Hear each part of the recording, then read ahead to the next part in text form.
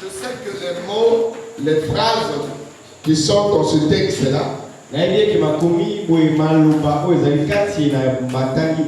ne sont pas nouveaux. Parce que nous, les enfants de Dieu, nous avions un langage familier à nous, ce langage de la Bible. Vous écoutez des mots, certaines phrases, c'est ça notre expression, notre langage.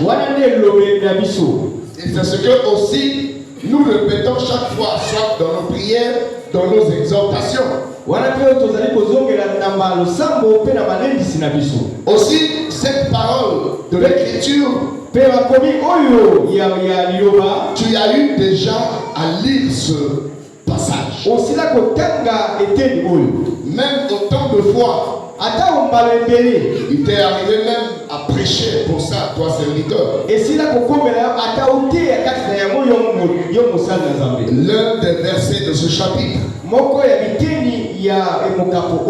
tu as eu à parler de ça avec fervent. Tu te souviens ce jour-là, lorsque tu parlais de l'un de ces passages avec ardeur, avec volonté. Aussi l'église, nous avons eu à écouter de cette parole des exhortations. On a eu aussi à vous parler de ça. Du coup, rien de nouveau ici apparemment. Mais j'avoue que cela est nouveau. Amen. Parce que Dieu, on ne s'habitue pas avec lui. Parce que Dieu, on ne dit jamais que ça suffit. Alléluia. Parce qu'il est Dieu, tellement qu'il est souverain. La même chose, le même verset, le même chapitre, il peut te le parler dans un contexte aussi nouveau. Un seul verset, tu peux faire de ça l'objet d'un enseignement même d'une année. Avec différents thèmes. Parce que la parole de Dieu, elle est multidimensionnelle. D'un verset, cela te ramène à un autre verset. D'un contexte, cela te ramène à un autre contexte. D'une explication, cela t'emmène aussi à une autre explication. Bien que le centre de tout, c'est le salut de nos âmes. Parce que toute parole de Dieu concourt à notre salut. Pour nous façonner, pour que nous soyons des chrétiens faits à l'image de Dieu, qui ont ce courage de relever les défis et qui marchent dans l'intégrité dans notre voyage vers le ciel. N'oublions pas que nous avions un ciel à gagner. Alléluia. Nous avons un ciel à gagner. Le parcours que nous faisons, notre marche là, notre motivation, notre persévérance là. Regarde, alors que tu avais un autre programme, mais tu es venu. Alléluia. Ce qui n'était pas prévu, mais tu as répondu à l'appel parce que tu sais pourquoi. Alléluia. Si tu ne savais pas, tu allais zapper ce moment-là.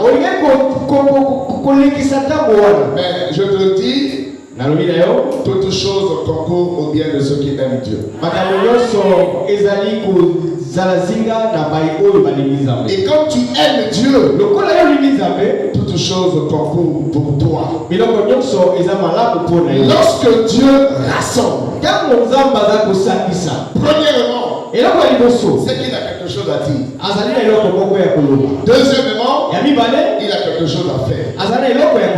Troisièmement, nous allons vivre cela. Alléluia. Quand Dieu nous rassemble, lorsque tu te mets en prière, lorsque tu es dans un moment d'adoration, lorsque nous célébrons un culte à l'honneur de notre Dieu, pendant ce rassemblement, Dieu a quelque chose à dire. Dieu a quelque chose à faire. Et nous, le peuple, nous allons vivre ça d'une manière ou d'une autre. Alléluia.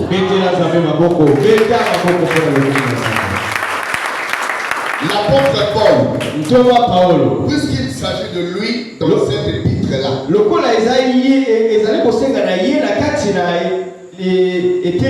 c'est lui l'auteur qui a écrit le livre de Corinthiens.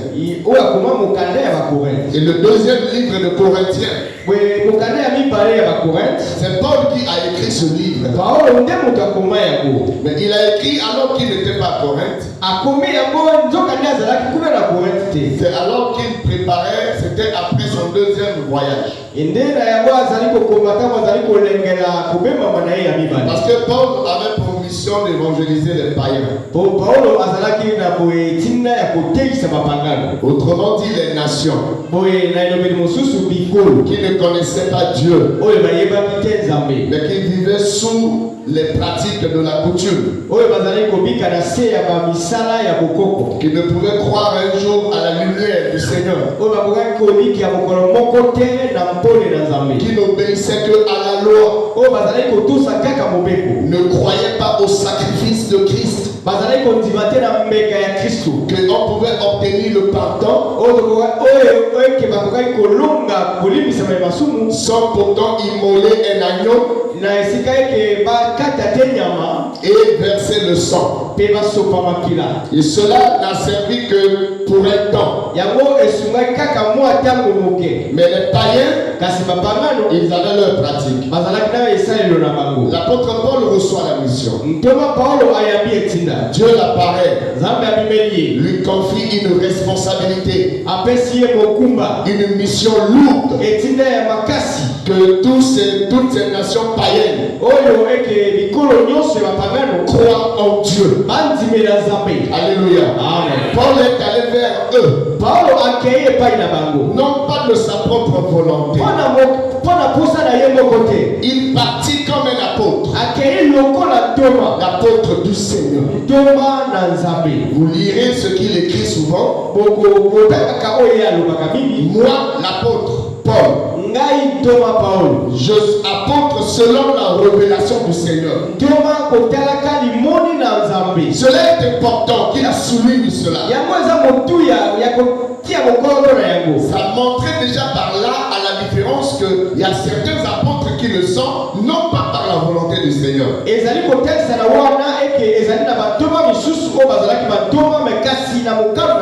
Mais lui, l'apôtre Paul, il reconnaît que s'il est apôtre, c'est la volonté de Dieu.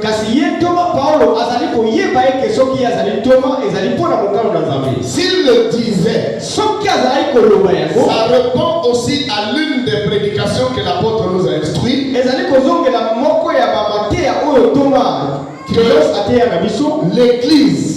L'église, c'est avant tout un rassemblement des enfants de Dieu autour d'un homme de Dieu appelé, établi pour Christ. Lorsqu'il n'y a pas un appelé là, ce rassemblement-là, il n'est pas parfait. C'est pourquoi l'apôtre Paul revenait pour vous montrer aux chrétiens qu'il écrivait que je suis apôtre selon la volonté de Dieu.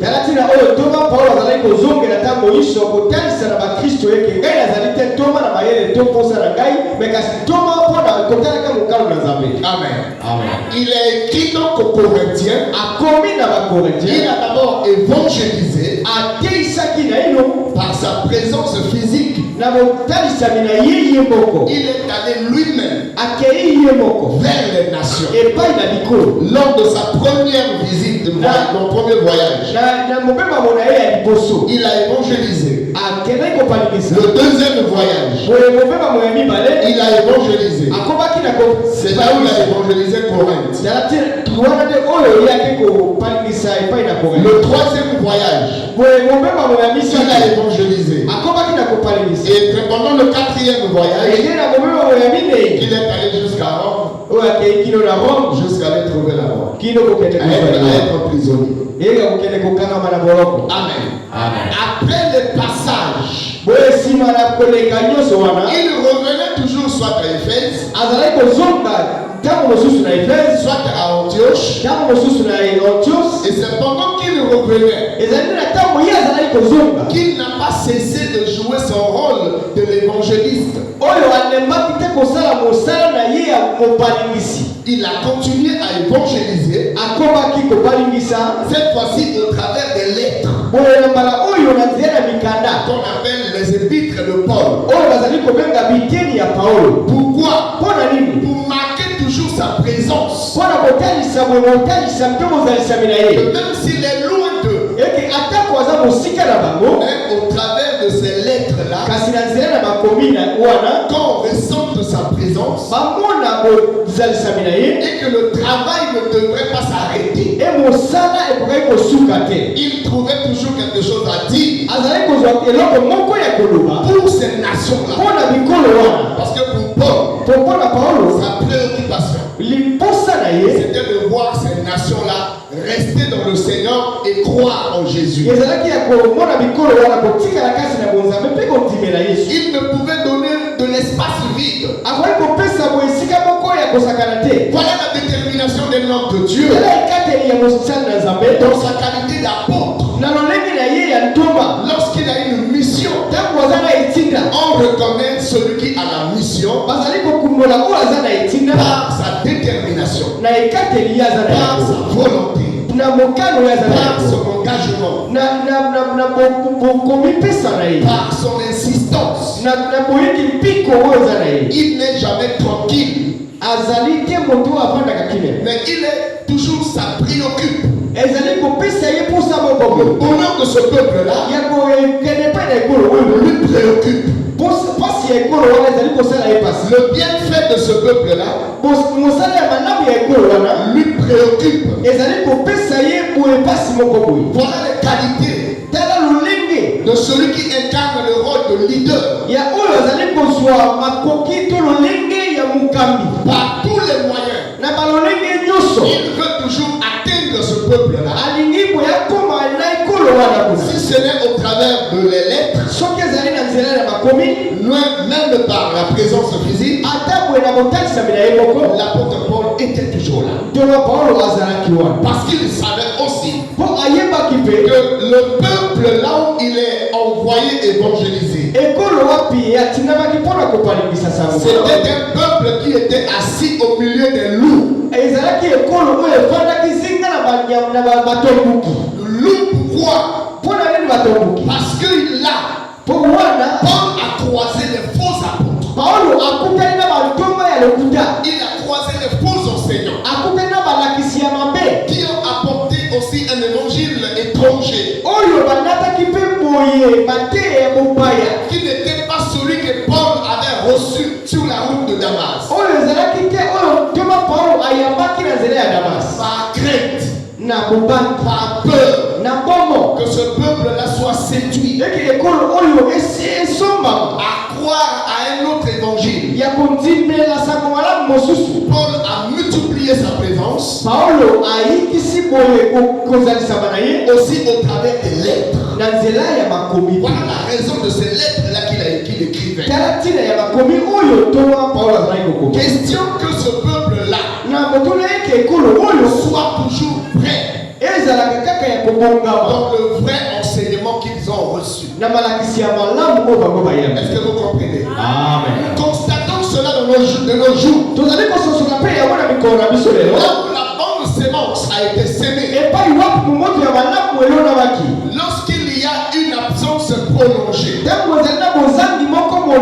soit des serviteurs de Dieu, ou des messages, ou des appels, ou des écrits, le peuple là se retrouve dans l'impasse. Parce que le contact permanent, c'est aussi comme un avertisseur.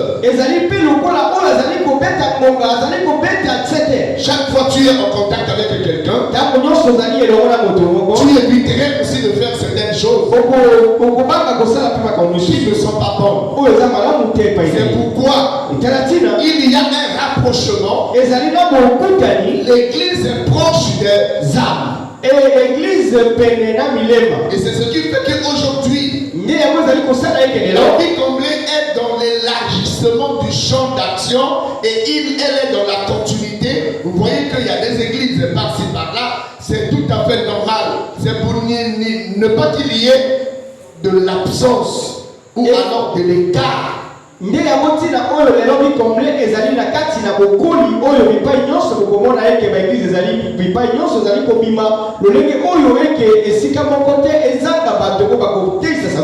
d'amener le monde à croire à l'évangile. Alors l'apôtre Paul se retrouve devant cette responsabilité. Amen. Il a écrit le premier livre de Corinthiens pour réprimander, pour reprocher certains comportements qui n'étaient pas bons au milieu des chrétiens. Ce n'étaient pas des païens, les chrétiens de Corinthe qui vivaient dans la mimosité, qui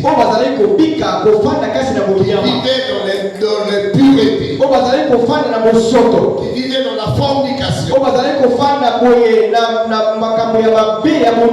qui appréciaient mal les dons spirituels,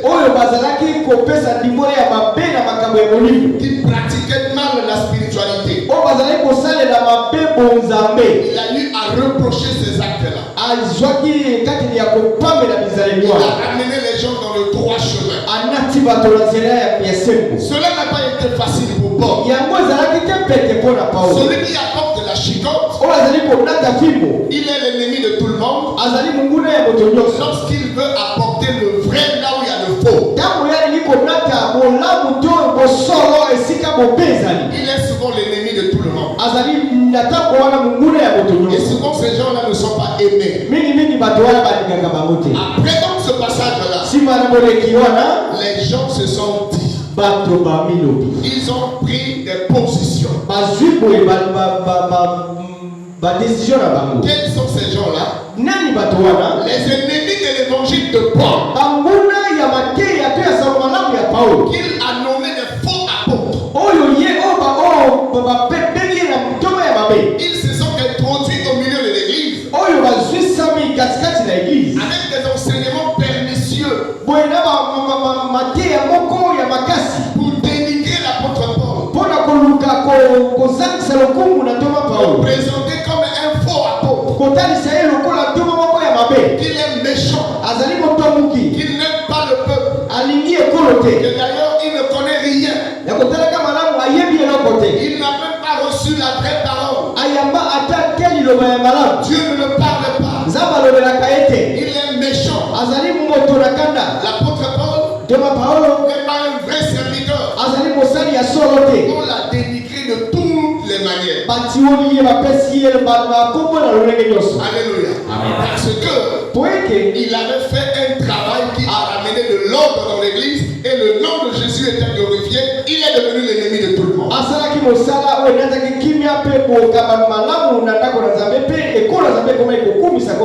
C'est pourquoi il revient maintenant dans le 2 Corinthiens. avant qu'il ne parte, qu'il ne crie, on lui avait apporté des messages. Que là à Corinthe, les gens se sont détournés du vrai évangile. Parce qu'il y a des faux apôtres qui se sont introduits là. Et la présence de l'apôtre Paul à Corinthe, c'est comme si elle n'était plus la bienvenue. Il a envoyé des émissaires, comme les compagnons d'œuvre, les titres. Quand Tite arrive à Corinthe, il exhorte le peuple de Corinthe. Il regarde les comportements. Il repart auprès de l'apôtre Paul et rassure Paul. Il rassure Paul que non. Maintenant là, les gens sont maintenant prêts à revenir à la raison. Pourquoi lui, avant d'y aller, il écrit donc cette lettre pour les exhorter, pour les conseiller. Il a commencé d'abord par les encourager dans les œuvres de bienfaisance, dans la libéralité, dans le donner. Et il vient cette fois-ci les rassurer encore que moi l'apôtre Paul, que personne ne vous trompe, je peux m'enorgueillir moi aussi, mais je ne peux pas le faire à cause de Christ. Mais s'il faut que je puisse m'enorgueillir, je pourrais aussi le faire. Et d'ailleurs, je ne suis pas le moindre des apôtres. Pourquoi? Parce qu'à Corinthe, il était permis dans la culture des Corinthiens que quelqu'un était libre de faire l'orgueil de sa vie. Il pouvait vous dire ce qu'il est, ce qu'il a, ses compétences, son argent, ce qu'il fait. Il peut s'enorgueillir. C'était la culture des Corinthiens. Mais remarquez Paul. Il rentre dans cette danse-là, mais avec un langage codé. Il dit, si je peux être insensé, parce qu'il sait que lui ne peut pas être insensé. Mais s'il veut l'être, c'est qu'il veut corriger les insensés qui sont là. Alléluia. Amen. Mais lui, il sait que dans la logique, il ne peut pas être insensé. Mais il s'adresse aux insensés qui sont là. Il dit, mais je vais essayer quand même d'être fou. Amen. Mais lui ne peut pas être fou. Mais ce langage, je veux dire, là, il y a eu des fous qui se sont introduits pour aller noyer l'évangile que Paul a prêché. Alors lui, pour les répondre, il répondrait aussi dans la folie. Alléluia. Amen. Puisque vous me dénigrez, que je ne connais rien, je n'ai pas la révélation. Et d'ailleurs, dans le domaine des révélations, si je peux m'enorgueillir, voyez comment il commence même cette phrase-là. Dans 2 Corinthiens 12 là. Voilà comment il commence. Il faut se glorifier. 3 points. Amen. 3 points. Il s'arrête. Parce qu'il sait qu'un homme de Dieu, dans la dimension de Paul, ne pouvait pas se glorifier lui-même. Donc pourquoi? Parce qu'il l'a dit dans 2 Corinthiens 5, nous avons déjà lu qui est passé là. Jusqu'à même 8. Que un vrai serviteur ne se recommande pas soi-même. Mais il attend qu'on le recommande. Pourquoi? Parce que celui qui connaît tout, les cœurs, les pensées, les idées, même ce qui est caché, que tu n'as pas encore pensé, mais que tu penseras. Mais Dieu sait ce que tu es, ce que tu seras, et ce que tu étais. Donc c'est lui qui peut te recommander de prendre ici, de placer ici, d'enlever là, de mettre là, de prendre là, de lever ici, de prendre ici, de laisser là. C'est lui et non moi-même. Or, les faux enseignants comme c'est ceux qui se recommandaient eux-mêmes. Alléluia.